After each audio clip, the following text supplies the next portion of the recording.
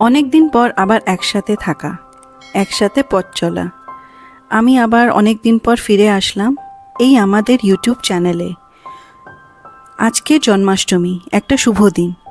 শুভ দিনেই আমি আবার শুরু করলাম একসাথে পথ চলা। মা খুব সুন্দর করে আমাদের ছোট্ট নাড়ু গোপালকে সাজিয়েছে। সেই উপলক্ষে আজকে আমরা নিরামিষও খেয়েছি। নিরামিষের আয়োজনটা কী ছিল আস্তে আস্তে করে আসুন আপনাদেরকে বলবো। আজকের মেনু ছিল ফ্রাইড রাইস, মুগ ডাল, পনির ক্যাপসিকাম দিয়ে একটা নিরামিষ রেসিপি, খেজুর টমেটোর চাটনি আর পাঁপড়। যাই রান্না করা হোক, সবার আগে কাটাকুটিগুলো সেরে নিলে কাজটা সহজ হয়ে যায়। তাই এইদিকে আমি পনির, ফ্রাইড রাইসের সব সবজি আর চাটনির টমেটোটা কেটে নিয়েছি। এদিকে পনিরটাকে সাদা তেল, হলুদ, কাশ্মীরি লঙ্কার গুঁড়ো আর কস্তুরি মেথি দিয়ে ম্যারিনেট করে রেখেছি। পনিরটা ভাবলাম আজকে একটু অন্যভাবে রান্না করি, সেটাই আপনাদের সাথে আজকে শেয়ার করব। সবার আগে ম্যারিনেট করা পনিরগুলোকে ভেজে নিচ্ছি, আর এইদিকে আমাদের চাটনিও প্রায় রেডি। পনির ভাজা হতে হতে এইদিকে কিছু ভেজানো চিনে বাদামকে পেস্ট বানিয়ে নেব। কাজুটা দিলেও পারতাম, কিন্তু কাজু একটু আনহেলদি, তাই ভাবলাম ওটাকে সাবস্টিটিউট করে দিই চিনে বাদাম দিয়ে। পনিরটা ভাজা হয়ে গেলে ওই সেম ম্যারিনেশনে মাখা ক্যাপসিকামগুলোকেও হালকা করে ভেজে নেব। এইদিকে ক্যাপসিকামটা ভাজা হোক, আর ওইদিকে আমি দুটো টমেটোকে একটু পেস্ট করে নিই।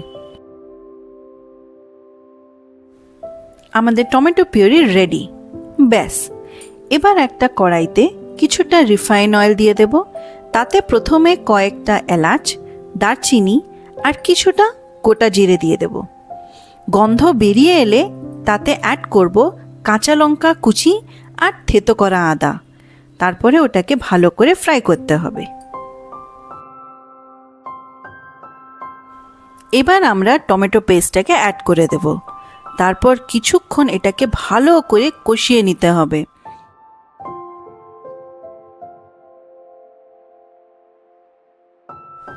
টমেটো পেস্টটা ভালো করে কষানো হয়ে গেলে এবার এতে দেব স্বাদ মতো নুন আর হলুদ গুঁড়ো। এবার সেটাকেও ভালো করে মিশিয়ে রান্নাটা করব।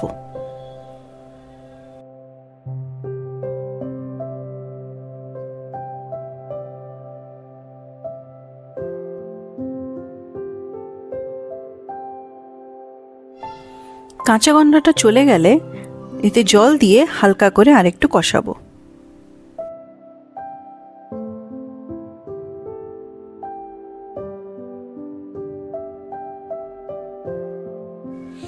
ভালোভাবে কষাটা হয়ে গেলে এবার এতে অ্যাড করব জল। তারপরে এটাকে আরো ভালোভাবে মিশিয়ে নেব।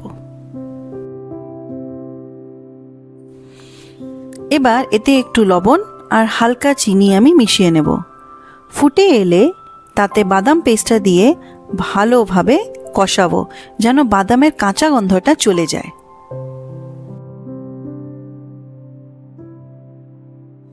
গ্রেভিটা ফুটে এলে এবার এই স্টেজে তাতে মিশিয়ে দেব ভেজে রাখা পনির আর ক্যাপসিকামগুলো।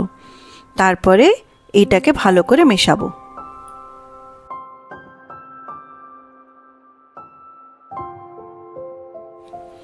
শেষে হালকা ঘি অ্যাড করে আবার এটাকে ভালোভাবে মিশিয়ে নেব।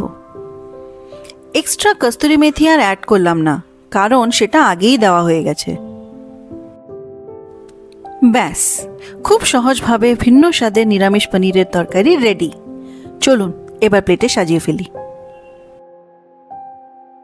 এইদিকে প্লেটটা সাজানো হোক। আর আপনাদের যদি ভিডিওটা ভালো লেগে থাকে, প্লিজ আমাদের চ্যানেলটাকে সাবস্ক্রাইব করে দেবেন, ভিডিওটাকে লাইক করে দেবেন।